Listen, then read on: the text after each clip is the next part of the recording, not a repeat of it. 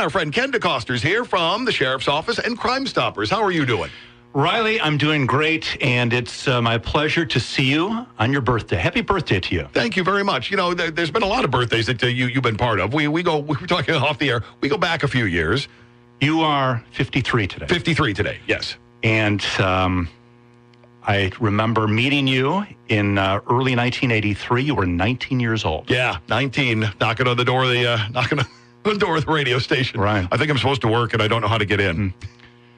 Really too bad your career never did take off. It is. And, I know that you're lamenting actually opening the door that day.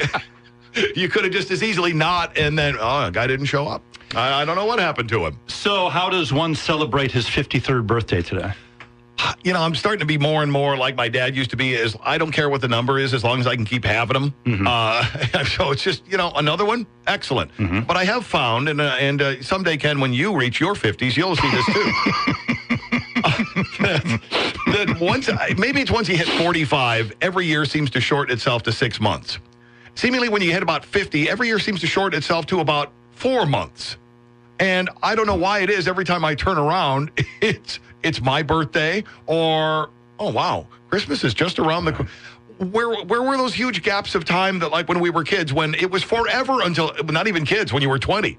I'll be 21. Wow, that seemed like 5 years between age 20 and 21. When I was a teenager in the 70s, my dad, who was a World War II veteran, would talk about his service in the 1940s. So we're talking about a 30-year gap there. And I remember thinking to myself, I didn't want to disrespect my dad, but I thought to myself, God, Dad, 30 years ago, that's ancient history. And now that I have some perspective, 30 years ago, 1986, I'm all over the board here. Arnold Palmer just died. Right. I remember him coming to the Rockford Country Club for the Pro-Am in 1986.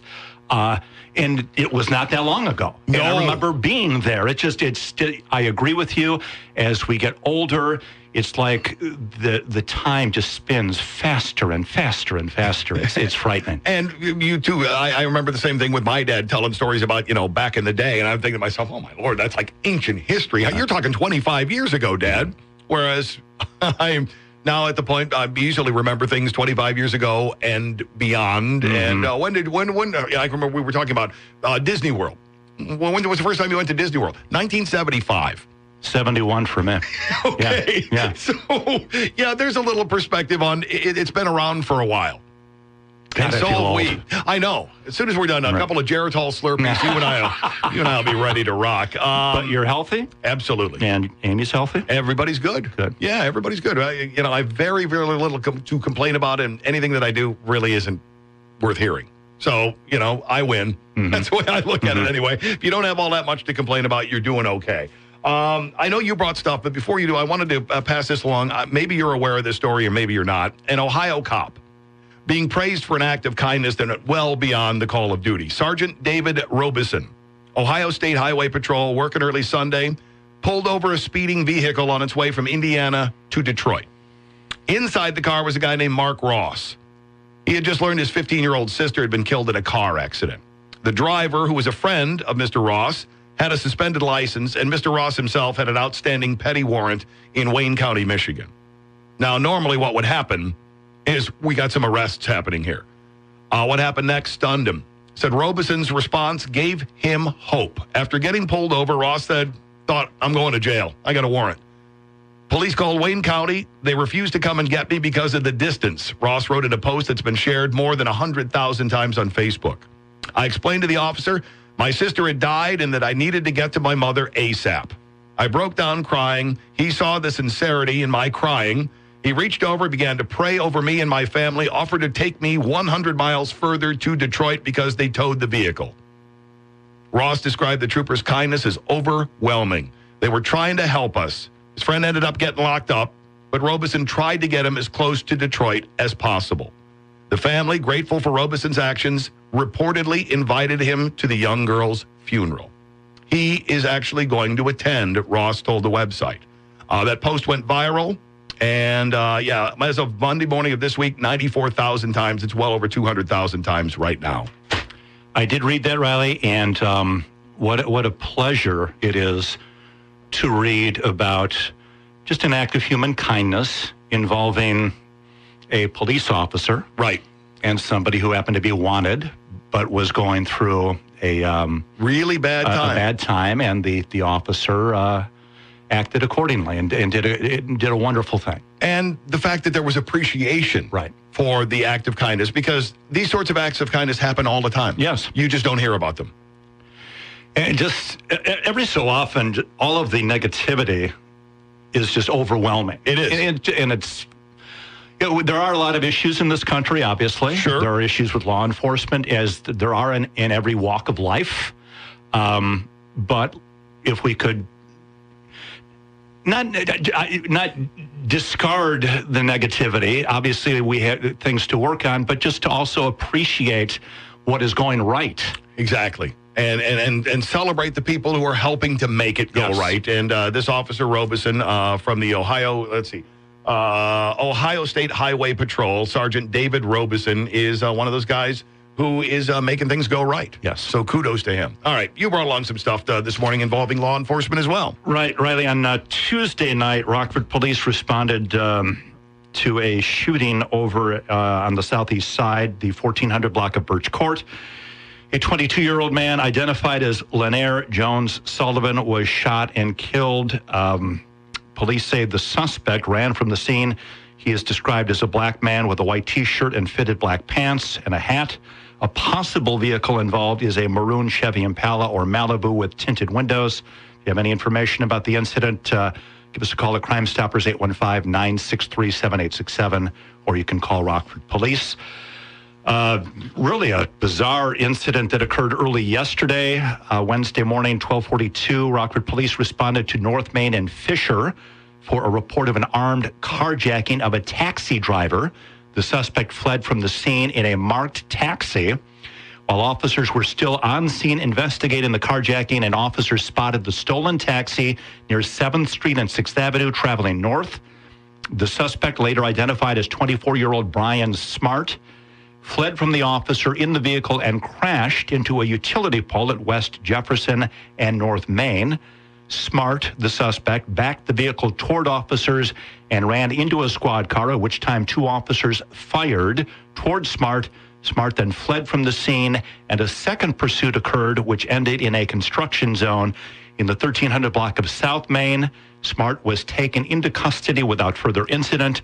No one was struck by gunfire. However, one officer and the suspect were treated at local hospitals for minor injuries. Kind of ironic that the suspect's name is Smart. Yeah, I was going to say, that's false advertising right there, I would assume, based upon all the things that he is reported to have done. The Rockford Fire Department is dealing with an increase, a spike this year in arsons. A lot of them in abandoned homes or empty homes. But earlier this week on Tuesday, I'm reading from an article written by Jeff Kolke of the Register-Star. Arson is suspected in two early morning fires Tuesday, blocks apart on Charles Street, that started on a porch and within minutes of each other. 7 residents were displaced when a 2-story multifamily home caught fire at about 3:21 a.m. Tuesday at 2001 Charles Street. When Rockford Fire Department firefighters arrived, they were told by a resident that a duplex about 4 blocks away was also on fire at 1610 Charles Street. And Rockford arson investigator John McGee is quoted in the Register-Star saying, "We still have plenty of investigating to do. 2 fires at the same almost exact time, 4 blocks apart in the same location on both buildings is suspicious." McGee said he has preliminarily ruled the fires as arson. That's frightening. Anytime that you're dealing with fire, and those who move heaven and earth to come and get it stopped, those who could be caught up in it because they live nearby and a wind takes something the wrong way, that's just a mess. And again, Rockford firefighters have enough going on. Oh, yeah. Without dealing with deliberately set fires. Sure. And so there's a potential there for injury. So, I mean, obviously, if you have any information, call the Rockford Fire Department or call CrimeStoppers at 963-7867. Riley, we're looking for the following 4 individuals this week on CrimeStoppers. 23-year-old Daniel Marlowe is a white man, 5'8", 150. He's wanted for a narcotics violation. 42-year-old Roger Peasley is a white man, 5'9", 140. He's wanted for a narcotics violation. 45-year-old Jennifer Lewis is a white female. She's 5'8", 160 pounds. She's wanted for criminal damage to property. And finally, 28-year-old Brittany Suggs is a black female, 5'3", 140 pounds. She's wanted for a probation violation. If you have any information concerning the whereabouts of any of these individuals, give us a call at Rockford Crime Stoppers, 815-963-7867, or you can call us toll-free at 888-769-STOP. All right. Or rockfordcrimestoppers.com. You can download the Crime Stoppers app as well for both your iPhone and your Android phone, and that way you can help out Crime Stoppers that way. One other little note here, not really crime involved, just bad behavior, and you got burned because of it. Patient New Zealand lotto player won $1 million. All thanks to a pushy jerk who decided to cut in front of him in line. On his way home from work, the lotto player, who wished to remain anonymous, bought a ticket from Pack and Save. While waiting in line, the man explained another customer decided he didn't want to wait. So he cut in line ahead of him and grabbed a lottery ticket. I was waiting in line at the lotto shop. Guy nipped in front of me, the lotto winner said in a statement. I wasn't in any hurry, so I just let him go ahead and didn't say anything. I guess good karma pays off. The ticket that he was going to buy, worthless. The one that he wound up buying because the guy cut in front of him, $1 million. Love it. Abs, can you imagine the guy being the guy who cut in front? Yeah. Yeah, if you'd have waited your turn, you'd have had that, dude. That is karma. Ken, good to see you as always. Riley, happy birthday.